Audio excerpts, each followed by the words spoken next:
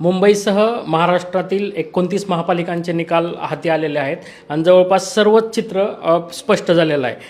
त्याच अनुषंगाने आपल्यासोबत बोलण्यासोबत आहेत ज्येष्ठ पत्रकार आणि संपादक तसेच डिजिटल मीडिया संघटनेचे संस्थापक अध्यक्ष राजा माने सर. आपण त्यांच्याकडून या पूर्ण निकालाचं एक राजकीय विश्लेषण थोड्या अर्थाने त्यांच्याकडून जाणून घेऊया. सर, ABP माझामध्ये तुमचं स्वागत आहे. सर्वप्रथम मुंबई महापालिकेचा जर निकाल आपण पाहिला तर ज्या पद्धतीची आकडेवारी समोर आली त्यावरून तुम्ही त्याचं कसं विश्लेषण कराल?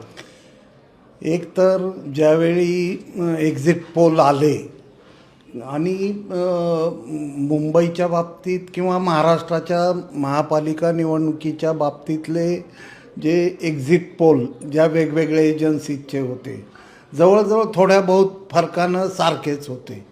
त्यामुळं मुंबई महापालिकेचा निकाल काय लागणार याविषयीची जेवढी उत्सुकता महाराष्ट्राला आणि मुंबईकरांना लागली होती ती कमी झाल्याचं जाणवलं किंवा काय होणार याचा थोडा बहुत अंदाज लोकांना आला होता. एक पत्रकार म्हणून, संपादक म्हणून मी या निकालाकडं असं पाहतो की ज्या मुंबईचं राजकीय वाटचाल ही मुंबईची अस्मिता, मराठी मुंबई या अँगलनं संयुक्त महाराष्ट्राची चळवळ, बाळासाहेब ठाकरे हा ब्रँड ही पार्श्वभूमी घेऊन वाटचाल होत राहिलेली आहे. आणि नेहमी महाराष्ट्राच्या राजकारणात शिवसेना मोठी झाली, शिवसेना ही नेहमी पॉवरफुल राहिली, बाळासाहेब ठाकरे नेहमी लोकप्रिय राहिले.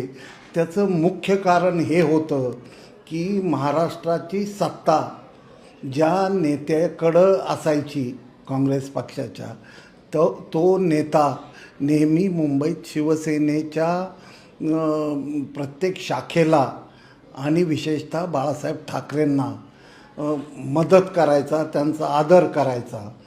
त्या पार्श्वभूमीवर या महापालिका निवडणुकीत ठाकरे ब्रँडचं काय होणार, राज ठाकरे आणि उद्धव ठाकरे एकत्र आल्यानंतर असं महाराष्ट्रात एक चित्र निर्माण झालं होतं की आता भारतीय जनता पक्षाला खूप मोठं आव्हान म्हणजे एकनाथ शिंदेंच्या बंडखोरीनंतर शिवसेना आणि राष्ट्रवादी काँग्रेस यांच्यात पडलेल्या उभ्या फळ्यानंतर असं वाटत होतं की मुंबईत ठाकरे ब्रँड चालेल आणि तो मुंबईवर राज्य करेल. परंतु एकूण सर्व निकाल पाहता असं दिसतंय की ठाकरे ब्रँडची जादू आता उरलेली नाही. म्हणजे सत्ता पालट करावा, मुंबई महापालिकेवर राज्य करावं एवढी जादू राहिलेली नाही. आणि या उलट भारतीय जनता पक्ष आणि विशेषतः देवेंद्र फडणवीस यांनी जी व्यूहरचना केली होती, मग ती दोन प्रकारची व्यूहरचना होती. तीच व्यूहरचना म्हणजे नेमकं त्यांचं त्यामध्ये कशा फोडाफोडीचं राजकारण, जो जीता वही सिकंदर या तत्वाला सत्यात उतरवण्यासाठी राजकारणात जे जे करावं लागतं ते करण्याची यंत्रणा ही देवेंद्र फडणवीस यांच्या नेतृत्वाखाली भारतीय जनता पक्षानं उभी केलेली होतीच. एक जे त्यांची वॉर रूम ज्याला आपण म्हणू, वॉर रूम आणि पॉलिटिकल वॉर स्ट्रॅटेजी हे इतके इंटरेस्टिंग होते. एकीकडं देवेंद्र फडणवीसांनी विकासविषयक बोलायचं. हां, नाही, मला तेच विचारायचं की वॉर स्ट्रॅटेजी म्हटल्यानंतर एकीकडे ते डेव्हलपमेंटवर बोलत होते, पण दुसरीकडे बिनविरोध येणाऱ्या उमेदवारांचं ते स्वतः फोन करून अभिनंदन करत होते. एक मुख्यमंत्री बिनविरोध विजयी उमेदवाराचं अभिनंदन करतो. दुसरी गोष्ट पैसे वाटपाचा मुद्दा असेल, बऱ्याच ठिकाणी असे व्हिडिओ समोर आले आहेत की जिथं पैसे वाटले चाललेत. बऱ्याच ठिकाणी लॉबिंग केली आणि उमेदवारांवर एक प्रकारे दबाव आणला, अशी पण म्हणजे हे वापरली गेली स्ट्रॅटेजी मग ती स्ट्रॅटेजी म्हणता येईल की काय म्हणता येईल? नाही, आता या निवडणुकीनंतर महाराष्ट्राच्या राजकीय संस्कृतीचं नवं पर्व सुरू होईल असं म्हणायला हरकत. हे नवपर्व हे लोकशाहीला पूरक असेल की लोकशाहीला घातक असेल? तसं हा विषय सब्जेक्टिव्ह आहे.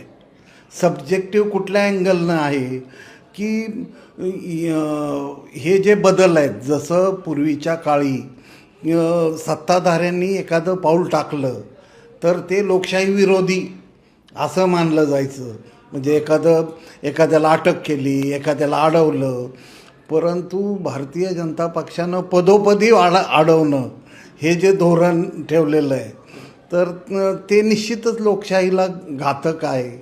परंतु या निवडणुकीपासून पैसा, सत्ता आणि विजयासाठी काहीही करण्याची तयारी ही राजकीय संस्कृती महाराष्ट्राच्या राजकारणात रुजते की काय, ही भीती सर्वसामान्य माणसाला वाटावी अशी परिस्थिती आहे. चालेल. मुंबई महापालिकेचं तर आपण पाहिलं, पण तुम्ही कोल्हापूरमध्ये संपादक म्हणून काम केलेलं आहे, तर त्यामुळे कोल्हापूरचा अभ्यास आपला प्रचंड आहे. आपले जनसंपर्क कोल्हापूरमधला दांडगा आहे. तर कोल्हापूर महापालिकेच्या निकालाचं काय विश्लेषण कराल? तिथं भाजपला थोडा सेटबॅक बसला. हां, सेटबॅक बसला तरी एकंदरीत आकडेवारी जर बघितली तर भारतीय जनता पक्ष आणि शिंदेसेना हे तिथं काहीही करून सत्तेत बसायचा प्रयत्न करतील. परंतु तिथल्या या निवडणुकीच्या निकालावरून बंटी उर्फ सतेज पाटील आणि काँग्रेसचं निश्चितपणानं कौतुक केलं पाहिजे. महाराष्ट्रात भारतीय जनता पक्ष आणि शिवसेना इतक्या मोठ्या प्रमाणात मुसंडी मारत असताना कोल्हापूरला बंटी पाटील असतील, लातूरला अमित देशमुख आणि त्यांची टीम असेल, यांचं कौतुकच केलं पाहिजे. एकीकडं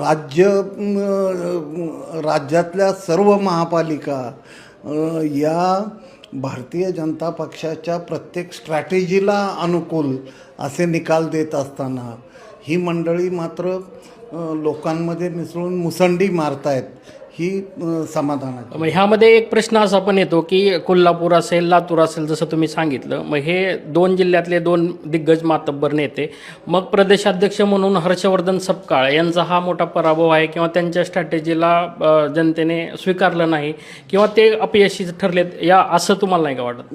मुळात महाराष्ट्राच्या काँग्रेसला चेहराच राहिलेला नाही किंवा कुणाच्या नेतृत्वाकडं पाहून महाराष्ट्रानं काँग्रेसच्या पाठीशी जावं अशा प्रकारचं वातावरण महाराष्ट्रात आहे. आणि त्यामुळं सपकाळांना दोष देऊन काय उपयोग नाही. महाराष्ट्राला जोपर्यंत, जसं एका जमान्यात आपण नावं घ्यायचो विलासराव देशमुख, म्हणजे तशी परिस्थिती आज महाराष्ट्रातल्या काँग्रेसची नाही. त्यामुळं ते कुणाला दोष देण्याऐवजी भाजपच्या स्ट्रॅटेजी आणि आक्रमक राजकारणाचाच विजय आहे असं म्हणावं लागेल. चालेल. जाता जाता शेवटचा प्रश्न यासाठी की तुमचं होम ग्राउंड सोलापूर आहे, तुम्ही सोलापूरमधून येता आणि मी पण सोलापूर आणि बार्शीचा आहे, आपण दोघंही बार्शीचे आहेत. तर मला निश्चितच सोलापूर महापालिकेमध्ये भाजपने खूप चांगली मुसंडी घेतलेली आहे, म्हणजे अतिशय एकतर्फी विजय झालेला आहे. तर भाजपच्या या विजयाकडे तुम्ही कसं पाहता? मी या सगळ्याच निवडणुकांच्या यशाचं 100% श्रेय हे देवेंद्र फडणवीस यांना देतो. त्यांनी प्रत्येक जिल्ह्यात एक टीम जी तयार केली, उदाहरणार्थ आपलं सोलापूरचंच घेऊ, एकीकडं पालकमंत्री जयकुमार गोरे यांना पूर्ण शक्ती देत असताना शहरात देवेंद्र कोठे, ग्रामीण भागात आपले बार्शीचे राजाभाऊ राऊत असतील, अक्कलकोटचे आमदार सचिन कल्याण शेट्टी असतील, यांना ज्या पद्धतीनं ते शक्ती देत आहेत की ती शक्ती अशी आहे की जिंकायचं आहे ना, तुला हवं ते देऊ. आणि तीच स्ट्रॅटेजी सोलापूर महापालिकेत देवेंद्र फडणवीसांची कामी आली आणि त्या स्ट्रॅटेजीला दोन्ही देशमुख म्हणजे विजयकुमार देशमुख आणि सुभाष देशमुख हे गेल्या प्रश्न हाच आहे की त्यांना कुठंतरी डावललं जातं, ते नाराज आहेत, अशा पण चर्चा आणि बातम्या सातत्याने ते समोर खरं आहे ना, ते त्यात खोटं काही नाही तेही सांगतात. परंतु गेल्या 2-3 वर्षापासून दोन्ही देशमुखांना बाजूला ठेवून तरुण तुर्कांची फळी ही देवेंद्र फडणवीसांनी सोलापूरच्या राजकारणात फक्त कार्यरतच केलेली नाही, तर त्यांना पूर्ण अधिकार देऊन शक्ती देखील देत आहेत. म्हणजे टीम देवेंद्र ते स्वतःची एस्टॅब्लिश करतायत असं थोडक्यात. निश्चितपणानं सोलापूरची आक्रमक आहेच टीम, पण राज्यातल्या बहुतांश जिल्ह्यात तुम्हाला अशी टीम देवेंद्र तयार झाल्याचा अनुभव येईल. धन्यवाद सर. आपण 2-3 मुंबईसह वेगवेगळ्या महापालिकांचं विश्लेषण खूप चांगल्या पद्धतीनं आमच्याशी शेअर केलं, त्याबद्दल धन्यवाद. थँक्यू. थँक्यू.